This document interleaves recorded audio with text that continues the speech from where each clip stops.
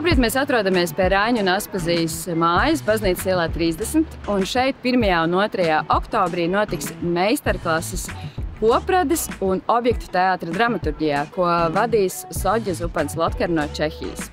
Es šajās meistarklasēs būšu un aicinu arī jūs tajās piedalīties, gan teātra entuziastus, gan profesionāļus, it sevišķi tos, kuri raksta teātrim vai raksta par teātri. Man šķiet, ka šeit gūtā pieredze būs ļoti vērtīga, gan tāpēc, lai labāk izprastu vizuālo un objektu teātri, gan arī daudz ko no šeit dzirdētā varēs pēc tam pielietot, rakstot darbus dramatiskajam teātrim. Tiekamies 1. un 2. oktobrī šeit, Raiņu un Aspazijas mājā, Latvijas Leļu teātra jubilejas pasākuma Kurp doties meistarklasēs.